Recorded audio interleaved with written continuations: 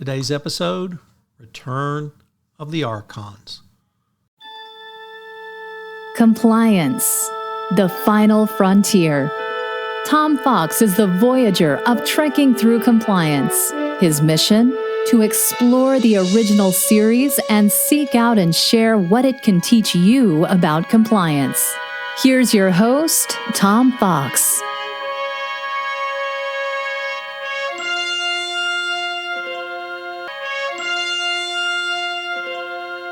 Episode 21, Return of the Archons.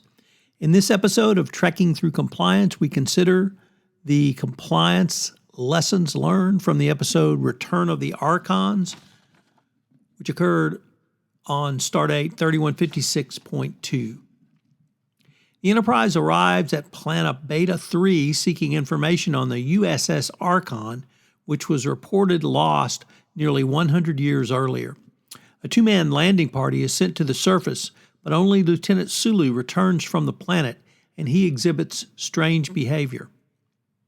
Kirk beams down with another party to investigate. They find the inhabitants living in a static 19th century Earth-style culture with little or no individual expression or creativity.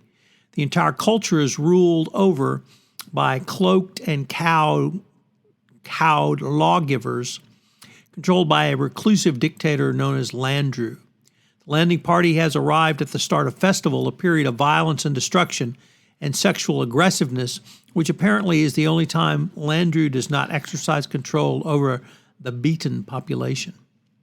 Kirk's landing party seeks shelter from the mob at the boarding house owned by Rhaegar. A friend of Rhaegar suspects that the visitors are not of the body and summons lawgivers.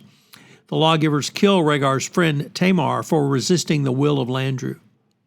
When the landing party refuses to do as the lawgivers say, the lawgivers become immobile and Rhaegar leads the Enterprise landing party down to a hiding place.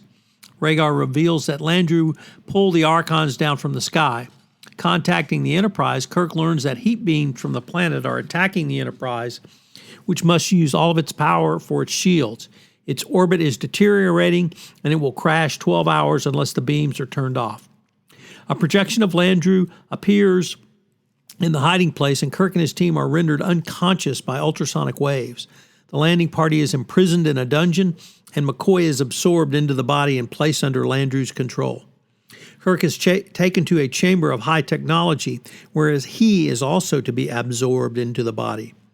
But Marplon, one of the priests of Landru, who is immune to Landru's control, rescues Kirk and Spock.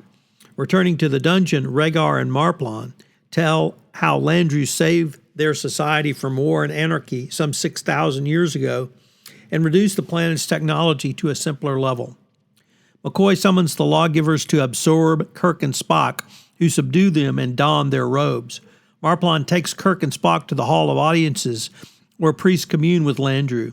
A projection of Landru appears and threatens Kirk, Spock, and all Batans who saw the landing party with death. Kirk and Spock use their phasers to blast through the wall and expose the truth. The reclusive Landru is actually a computer, and Landru, who built the machine, had died some 6,000 years ago. The computer neutralizes their phasers, and Kirk argues with the machine, telling it that it has destroyed the creativity of the people, killing the body. Concluding that the computer's prime directive is to destroy evil, Kirk forces the computer to self-destruct, freeing the people of Beta 3. The heat beam stops and the Enterprise is saved.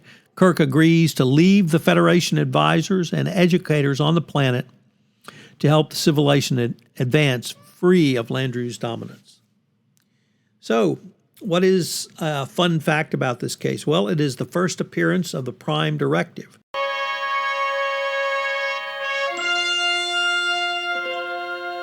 One of the most interesting things about this article, or rather this episode, is if you look just beneath the surface of the Archon story, you'll find some of the most daring and best ideas ever presented on television, at least up until the time of the original premiere.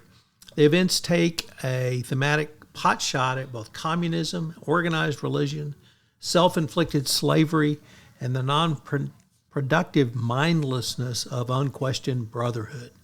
Perhaps most daring, however, is the story's equating of political collectivism with traditional religious and ethnic tribalism carried to an extreme. This is even more creepy foreshadowing of the Borg and their hive mind.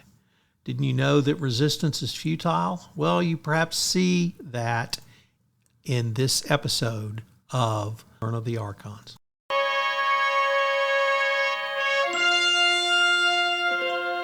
And that leads to our compliance lessons.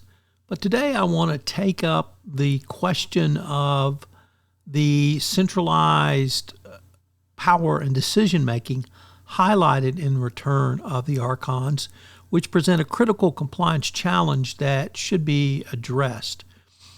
Obviously, this centralized power created a single point of failure and vulnerability. Compliance framework should emphasize distributed decision-making, checks and balances, and separation of powers to mitigate these types of risks. So how can you do so? Well, number one, decentralized governance structures.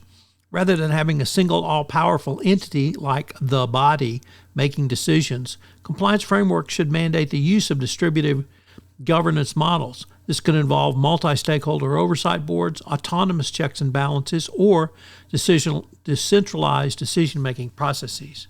Number two, transparency and auditability. Compliance requirements should mandate extensive transparency into the inner workings of critical systems and decision-making processes. This allows for independent audits, public scrutiny, and the ability to validate that no single party or entity has unilateral control. 3. Failsafe mechanisms. Robust failsafe systems and emergency override capabilities should be built into compliance standards. These ensure that even in the event of a centralized failure or malfunction, there are ways to quickly regain control and preserve individual liberties. Number 4, federated architectures. Here, think about the federated form of the U.S. government, and rather than a monolith centralized infrastructure, compliance should be encouraged to use the federated distributed architecture of compliance. This distributes power and data across multiple independent nodes, reducing a single point of failure and the risk of centralized control. Number 5, empowered redress and appeals processes. Compliance should mandate clear, accessible, and empowered mechanisms for individuals to challenge decisions, appeal actions, and seek redress. This helps counterbalance the potential for abuse and centralized power. 6, human-centric design principles. At the core, compliance should embed design principles that prioritize human agency, user control, and the protection of individual rights, even in the face of advanced technological systems. Or, as Carson Tams continually reminds us, it's all about the UX. By incorporating these measures, compliance frameworks can help mitigate the risk of centralized power highlighted in Return of the Archons and safeguard against the emergence of dystopian, authoritative technological solutions. It's a critical area of focus for modern compliance programs going forward. I hope you've enjoyed this episode, and I hope you'll join me tomorrow where I take up one of the all-time favorites, Space Seed. If you enjoyed this episode of Trekking Through Compliance, you can help it grow by sharing it with the biggest Trek fan you know.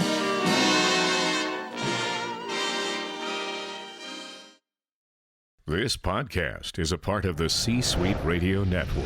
For more top business podcasts, visit c-suiteradio.com.